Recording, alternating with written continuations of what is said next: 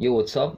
For the third week, I'll be sharing, just as I promised, the lesson that I learned in the past 3 days.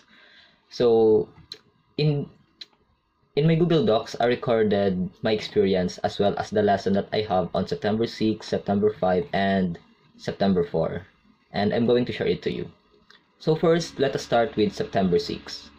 I have written here one experience na nangyari kahapon. So, kahapon is Friday and we have this event from the CGC or College Guidance something. And it's about coping with the transition in college. Although, to be honest, hindi kami masyadong nakinig doon. But, the idea was clearly understood naman. So, we have this interaction, or should I say that casual talk with Irene. So, I've written here, I talk with Irene and napag-share me si weird feeling. Feeling kung saan, nagbikaw na ako. Yung feeling na parang isipin mo, Ateneo na kami. Tapos, nung mga bata pa kami, parang iniisip namin, uy, Ateneo, matitibay yan. Uy, Ateneo, mga rich kid yan. Mga chuchu something. So, bali, isipin mo, nung mga bata pa kami, parang super taas ng pagtingin namin sa mga college student, sa mga Ateneo, sa mga something like that. Tapos, ngayong college na kami, ngayong kami na yung nasa sitwasyon ng hinhangaan namin before, parang weird ng feeling na, is this it? So, parang feeling mo, meron kang weird feeling na, Atenista pa talaga ako? Kasi, parang feeling namin, nasanay na kami. Tapos parang feeling namin yung mga worries, yung mga task ng mga professors is parang mas nag-weigh sa mga mind namin compared sa thought na, uy, Ateneo na kami, magagaling na kami. So, we are not thinking about that, but we have this weird feeling that, Atenista ba talaga kami? Kasi parang normal lang sa feeling, kumbaga, life goes on. And whatever title you have, it doesn't make you happy. You just live just as you are today. So, the lesson that I have written here is that do not base your happiness on kapag na-achieve ko ito, magiging masaya na ako. And I swear, it is so true. So, let me share you an experience that I have, which I think you can ponder upon. So, think of grade 10 and grade 12. So, I graduated as valedictorian in our class. So, the first time that I achieved it in grade 10, I was very happy. However, the second time that I achieved it, I was not as happy as I was when I was grade 10. So, let's compare this. When I was grade 10, my happiness level is all-time high. However, the second time that I achieved it, like the happiness becomes like this. It's like you have this feeling that everything is within your expectation. And since it is in your expectation, parang yung happiness level is parang, it's just normal. It's just standard. So, what's the point? So, only here that I can say that this statement is true. So, if you base your happiness on achievements na kapag na-achieve ko ito, magiging masaya na ako. But in reality, it will not make you happy. Because the truth is, life will just go on. And yes, you may feel happy for a very few moments, but what about tomorrow? What about the following week? What about the following month? When that initial excitement, when that initial happiness disappeared. So yeah, life goes on, and basing your happiness on achievements will not actually guarantee happiness. Instead, it will just guarantee misery. So, everything here, in reality, those achievements will not make you happy forever. It's just like you will not be satisfied that once you achieve this level of achievement, you need to strive for another way higher achievement for you to be happy, for you to be satisfied, and again, and again, and again, and again, until that satisfaction level can never be reached. So instead, I have written here, why don't we just take a moment to be grateful to what we have right here and right now?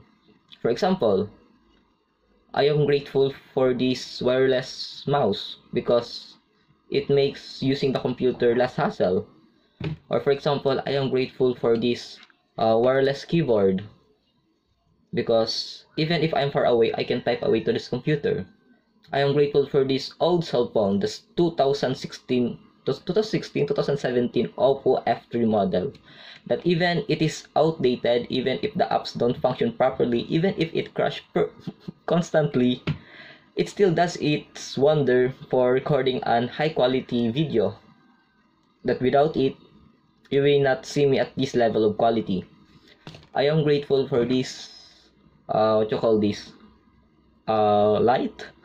Yeah, this light, because even if I don't have that very professional setup, it provides me with better lighting and it makes this video more presentable. It is this very simple appreciation of what we have. This is truly what makes us happy. To be right here and right now and be grateful for everything that is in around us, even if it is very small. So yeah, it is just to wrap up the experience that I have yesterday that, tinista ba talaga ako? Kasi feeling ko, it's just normal. Feeling ko, achieving this title, yes, it makes me happy for 1 day, 2 day, but after a month, those initial level of excitement faded. And what we have is this current moment. What we do right here and right now matters the most, more than achievements. Okay, so moving now to the lesson that I have 2 days ago, September 5. So I have this experience and I will just read first the points that I have written here. So in my experience, I have 5 hours of sleep for 2 days in preparation for preliminary exam. But I have written here that it is very unproductive, sacrificing your sleep for the examination. It may seem good idea at first, but actually it is not. Here is why. So that concept of sacrificing sleep so that you can review more that night seems very, very common to the student, right? But here's the thing. I sleep 12 p.m. and I wake up 5 a.m. and review again. Now, here's the thing. Our exam is at 3 p.m. and we have class at 9 to 12 a.m. for the, what's the subject is that? Yeah, programming logic and design. So, even though it is 9 a.m., I felt very sleepy. That the input from our professor just twing, twing. And I can say sacrificing sleep may seem productive at first, but actually, the very next day, you'll be so tired and so unproductive that what you want is to just sleep. I have written here, 1:30 p.m. we have an online class. But instead of listening to the professor, nakatulog ako sa online class. Very seems weird, right? Sacrificing sleep for the past 2 days in preparation for the preliminary exam may seem productive at first, but actually, your performance the very next day would be so affected. At least me. Because I was the type of person that I'm a morning person. I was very productive at early morning. However, once it reached afternoon, like 1 p.m. until 6 p.m., my energy level is so low.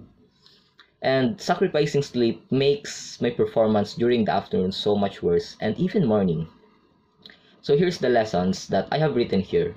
So I have written here that non-negotiable, 7 to 8 hours of sleep every single day. Kahit may exam pa yan. And if in case na kapos ako sa time, and feeling ko, I need to sacrifice sleep because I did not review very well, then it is my fault because I did not utilize my time effectively and efficiently. And I think it's very important for most of the students also, because back when I was high school, most of my classmates have this culture of cramming. Like, imagine if there's an exam the very next day, that night, they would just sleep for 2 hours, 3 hours. And sometimes I would ask, hey, ilang hours ang tulog mo kagabi? And they would say, 2 hours. And for me, it's like, huh? And I was like, I can never ever do that because for me, just sleeping 4 hours makes my day so unproductive. At least for me. But I know most of the students also experience the same thing, that sacrificing sleep just to have those extra 2 hours, 3 hours, 4 hours may seem very attractive at first, but actually it's not. The very next day, and the next day, your performance would be disrupted. And your schedule will also be disrupted. Okay, now proceeding to the second experience that I have on September 5 is while walking around the Ignatius Park inside the school, I couldn't help but think that, wait, compared sa first time na naglibot ako sa school, it seems very exciting. However, in the past few weeks, I failed to recognize and appreciate the sight of our school. To think that Ignatius Park is actually very beautiful, but in the past few days, it seems like parang kakalimutan ko nang i-appreciate. Kumbaga, parang ang focus ko na lang lagi pumunta sa classroom, gawin yung task, umuwi ng maaga kasi may gagawin pa. That I failed to be right here and right now. So I've written here, compared to the first time I came around the campus, everything around feels familiar to the point that I forgot to appreciate the view, that I am seeing a beautiful sight. Sometimes, it is because I have too much task that I have. So the point that I am pointing here is that most of the time, because of the familiarity, because of the usual overwhelming tasks that we have, we forgot to take a moment to appreciate everything around us and everything that we have. It's like we are taking things for granted. Like for example, I remember when I was a kid, the first time my parent gave me a cell phone, I was very happy. Like imagine you're a kid and the first time your parent give you something, and there's a term of in Bicol, there's a term called nababali, or in English it's like you're so very excited that almost every day you are using that cell phone. And as months pass by, as years pass by, it's like cell phone doesn't seem very attractive at all. Like we're just taking things for granted that we have a technology, but we fail to appreciate the magnificent what's the term about this? The wonder that it have. So how about you do this? Take a moment to pause this video and look around you and say the things that you appreciate. Like for example, I am very grateful for this curtain because it provides a very decorative background in this video. I am very grateful for this cell phone Lenovo for almost 2 years. It's not the same caliber as the iPhone, but it really serves well in my school tasks, and yeah, it makes my day more productive. I am very grateful for this wireless headphone. Yes, damaged na siya. And I just buy this in Shopee for 1 pesos. I am very grateful for the Shopee. And I am very grateful that even though this thing is damaged, it makes my life in the past few months much more enjoyable, especially as I listen to the like lo-fi sounds. So yeah, that's the actionable step, and I hope that you are doing it too. So please take a moment to pause this video. Now moving to the experience, the third experience that I have on September 5. So in that time, it is Thursday and we have a subject around 5 p.m. to 7:30 p.m. pre-calculus. And our professors give us the score on the first 2 quiz. And proud to say, first 2 quiz perfect. And for me, like knowing this by myself, I felt very happy. But I have this weird feeling that I don't know if you also experienced this, that yes, I want to gain recognition by myself, knowing that I achieved perfect. But I have this weird feeling that I want recognition, but at the same time, I felt repulsed whenever people start praising me. Like they start clapping to something, they start like acknowledging these achievements and so on and so forth. Because it's like for me, Achieving this feat becomes standard and normal. And here's the weird part. This standard that I have set, if I have failed to met this, I have this weird feeling that I felt sad and disappointed. Especially since if I have a goal of this is the quiz and my goal is to have at least two mistake, and if I have 10 mistake, 15 mistake, I felt very sad at that moment, and I start to think, yeah, very sad. But at the same time, I'm very grateful for this mindset because actually this standard that in every quiz that you have, aim for at least, at very least, two mistake. I adapted it to Kuya Corb when I was grade 8. And that's the mindset that helped me to achieve 95% of grade the very first time when I was grade 8. And this is the mindset that I adopt when I was grade 9, 10, grade 11, grade 12, especially even now in college, that I think helped me so much, at very least 1 to 2 mistake, or 90%. Because it's like it will not give you time to become complacent, because since the grade level increases, like the expectation also increases, and you have to think, way, how can I achieve such standard? But at the same time, I think this is also the problem that is encountered by my classmate, by my peers, that they set a standard, they set a goal, and if they fail to achieve it, they felt sad and disappointment. But in reality, they are already ahead to the most of their peers. Like, imagine, just studying 30 minutes every single day, you are already ahead to the most student in your grade level. I mean, all around the world. Like, imagine, how many percent of students actually study 30 minutes every single day? Maybe 30%? 20%?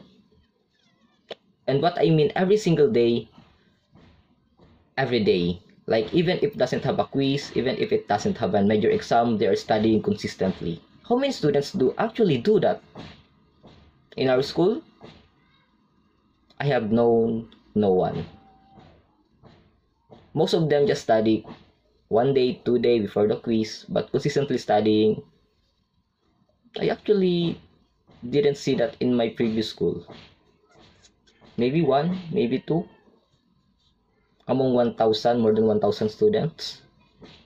And just doing this very bare minimum, you should actually be proud of yourself that you're already way ahead of others. And I also have written here, first two exam in chemistry for engineering and mathematics in modern world. I am very grateful to my past self, because those consistency in reviewing make the exam so much easier.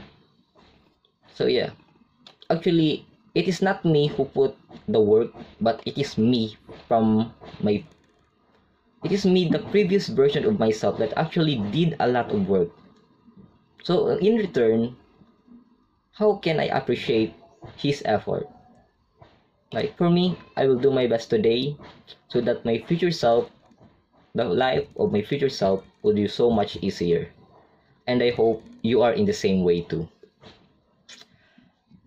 And the last September 4, 2024, and I think there's a very few people who have the guts to sit still and watch up to this point. So if you're the person who is listening to this recording at 90 minutes and 23 seconds,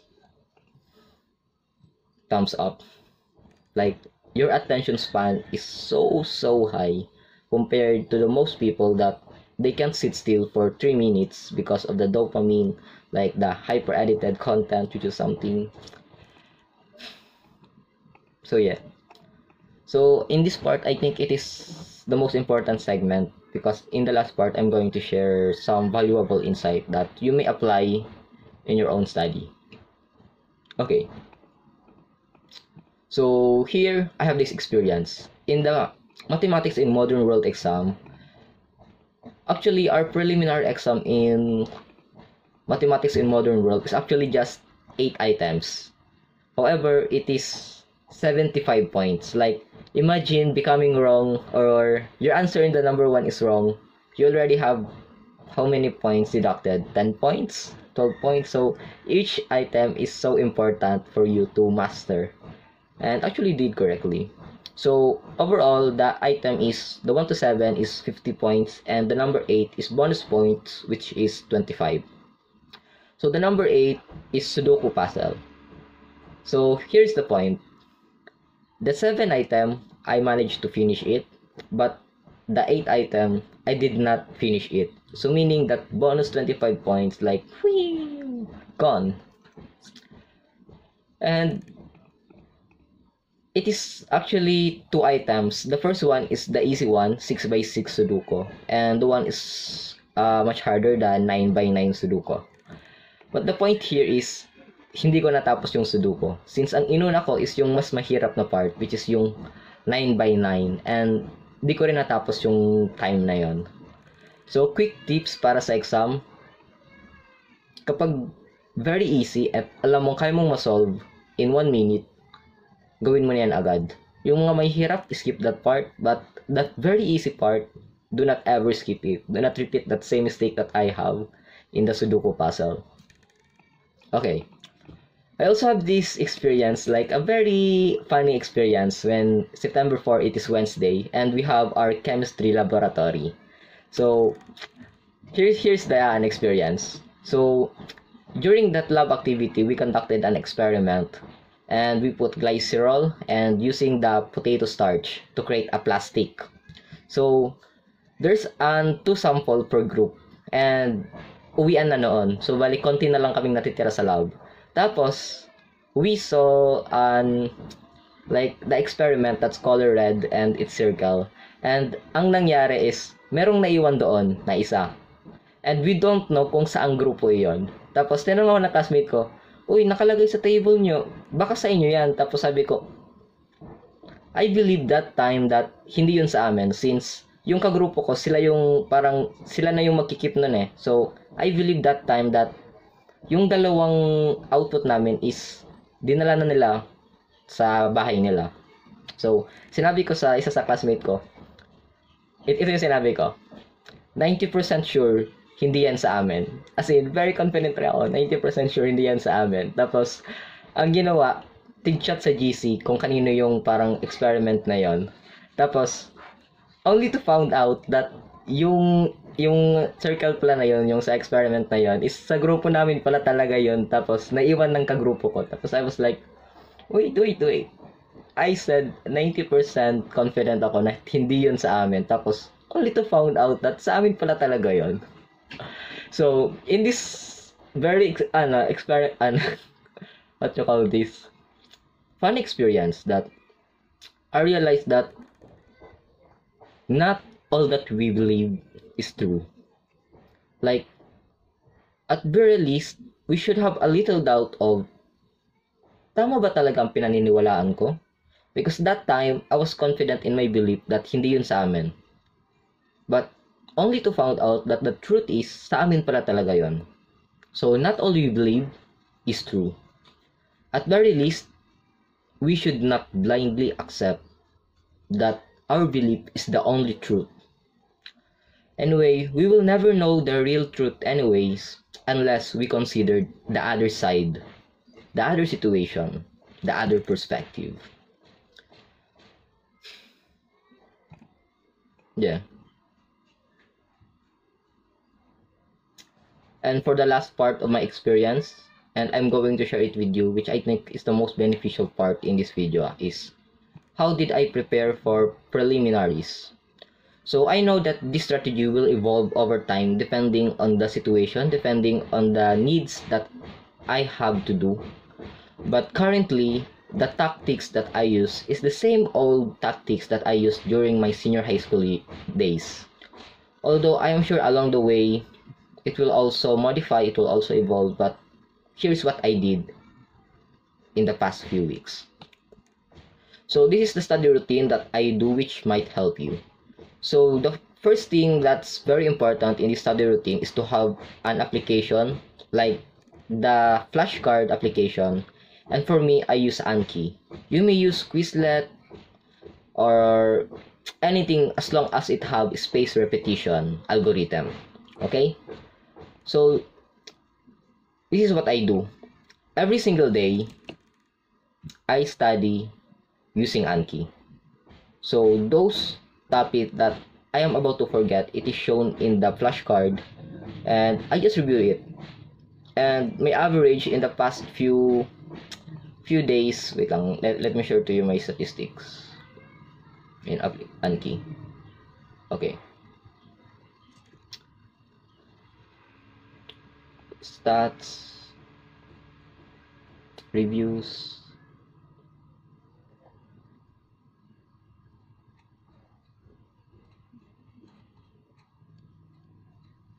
Okay.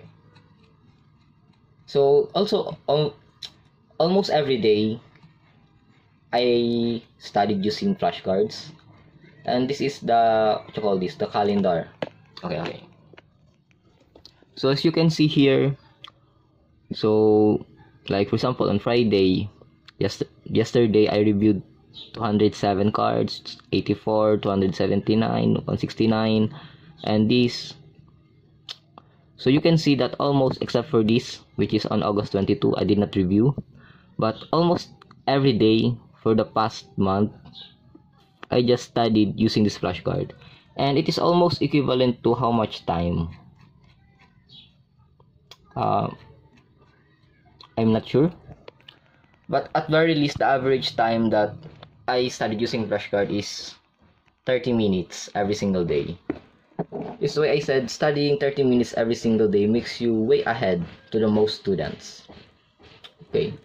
So the point that I am making in this part is that this flashcard is so important because you're just like studying notes but not passively, because in a flashcard there's a blank right and you have to think very hard what does that blank mean. And that's the way to actually strengthen our memory, not just by reading the notes, but actually recalling them from memory, not from reading it alone. Okay? So, since I am not writing notes diligently, so 1 to 2 days before the exam, I create a very concise summary. Like, not actually the summary of the entire topic, but the concise summary of the topic and small description upon it, so that I can have a better glimpse of the overall topic, and I can identify which topic I think I am very weak at the very moment, and that's the thing that I focus on. Not review all the notes because I already reviewed it using the flashcard, but I reviewed the topic that I felt is the most weakest. Okay? And I also written here that I do the studying very early in the morning. And even the most mentally demanding task like writing an essay, doing the project, choose something. So for the evening, I usually sleep early, like 9 to 9:30 p.m. because hindi na kaya ng eyes ko.